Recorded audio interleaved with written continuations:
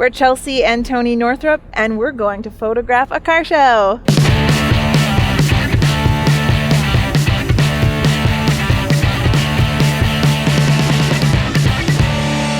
So we're at the Ocean Beach Car Show, and as I had expected, it's very busy. There are people in front of all of the cars. So one thing I like to do is just focus on the details that make a car beautiful and take close-up shots.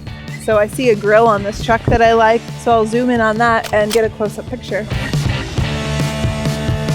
Another thing to consider when you're taking shots is that the cars are all really reflective, so you want to probably wear dark clothing so that you're not so visible in your own pictures. The reflections seen in cars can often be a huge distraction, but with a bit of creativity, you can make them a focal point. Ah, this car has a beautiful grille. This would make a good close-up picture. If there are a lot of people around, I suggest just waiting till people clear out. They usually move, and then you can get your shot.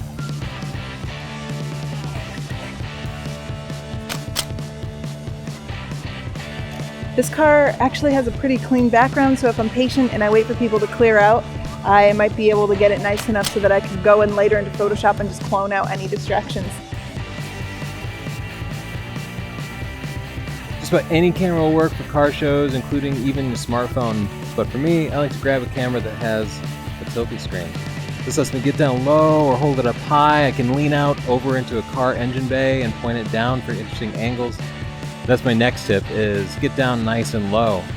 Get close to your subject and use forced perspective. You can use this to make the wheels seem nice and fat. Gorgeous car. It also lets you lean out a little bit without touching their car. For a lot of types of photography, you don't want hard light, you want soft light. For a car show, I like the sun to be out, no clouds. I even like it to be high in the sky because I like to work those reflections. I like to find the glare in the cars. One thing I don't like is to use a polarizing filter. Polarizing filters cut glare, but I want that reflection and that glare. If the sun is lower in the sky, long shadows could ruin your shots. They might also make your shot. We cover composition in Chapter 2 of Stunning Digital Photography, but a quick tip is to use Symmetry. Symmetry makes cars seem more powerful. So I'll get down low and put myself right in the middle of the car, center myself perfectly on it.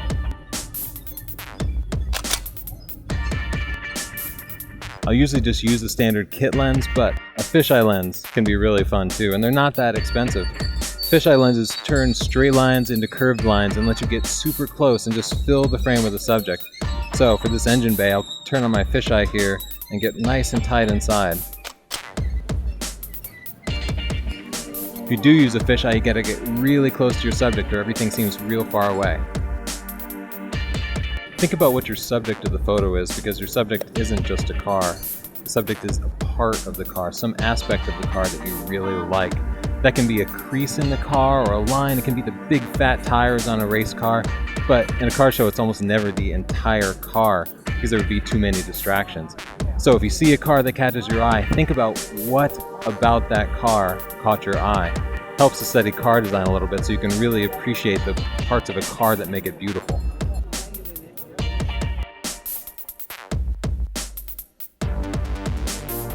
If you are shooting in bright sunlight, you're going to deal with high contrast. You might have really bright reflections, but then the engine bay will be completely dark.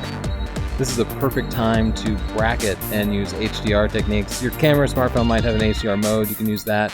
Or check Chapter 11 in Stunning Digital Photography for bracketing techniques. This just lets you show both the shadows and the highlights.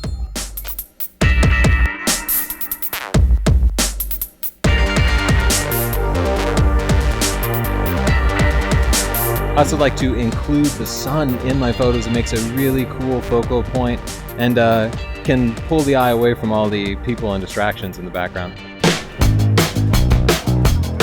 I love when cars are moving, and cars at car shows are still, but you can add some visual movement to it by putting a Dutch tilt on the picture, just tilting the picture a little bit. So here's just a straight picture of a car. And here it is with just a little Dutch tilt. That deliberate tilt just makes the picture a little more interesting and adds a little movement to it. What a beautiful car. 435 were made.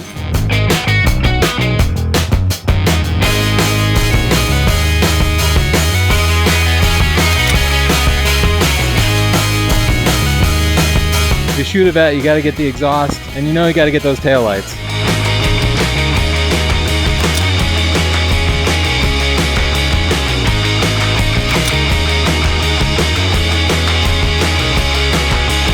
How you doing, John? Good. This car is cool.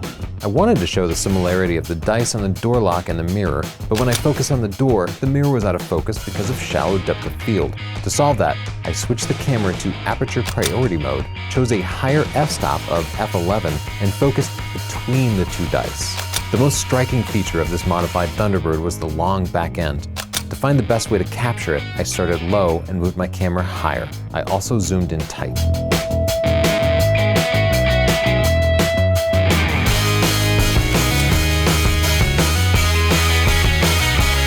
You want to learn more about photography? We have a whole book on that called Stunning Digital Photography. You can get it on Amazon.